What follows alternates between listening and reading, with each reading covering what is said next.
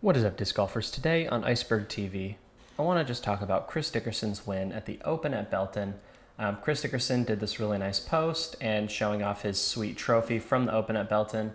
He said, "This one felt special. This was my first win of the year and my first ever win with Discraft. My first 2 rounds felt great. My putting, driving, and upshots were all dialed in. However, the course didn't feel very attackable yesterday with all the wind.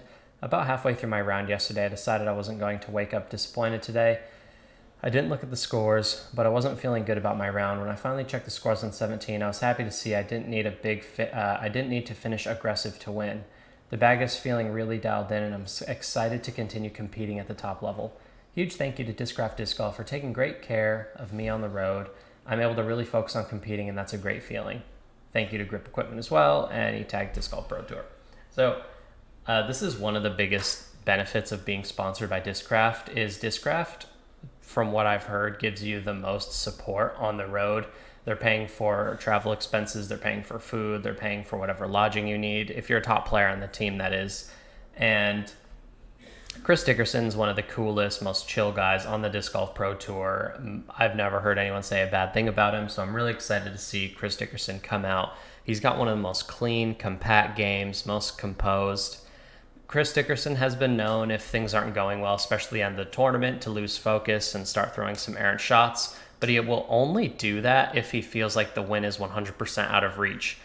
And Chris Dickerson was fending off the two scariest guys in the Disc Golf Pro Tour. Paul McBeth and Wysocki are the two most feared competitors as far as guys chasing you down in the final round. And chase they did.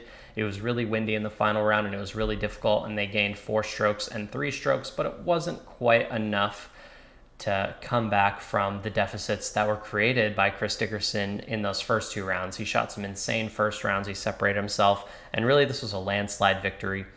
Chris Dickerson, again, has the backhand, the forehand, C1, C2, composure. He is a dominant force, and I don't think this is going to be his only win this year on the Disc Golf Pro Tour. I think he's going to continue to come out, make lead cards, and the weapons he has in his bag right now compared to the weapons that he had for Prodigy, we can all agree that Discraft's got a more complete lineup than Prodigy. You can throw stock runs of discs and get the best possible flight out of each and every mold. It's easy to find replacements, and you can throw each disc with confidence, knowing that no matter what happens, there's always another great disc waiting for you. And this isn't a Discraft ad. This is just my thoughts on, is Discraft better than Prodigy?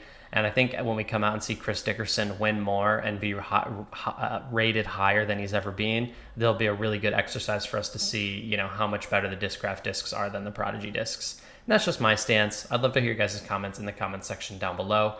But that's my thoughts on his win at the Open at Belton. He's going to be at Texas States as well, so I'm wondering if he's going to come out on fire and ride the momentum of the win. And Chris Dickerson's the kind of player that can come out and really string a few wins together, and he's only getting better at disc golf. Leave your comments in the comment section down below. You're watching Iceberg TV, and take care.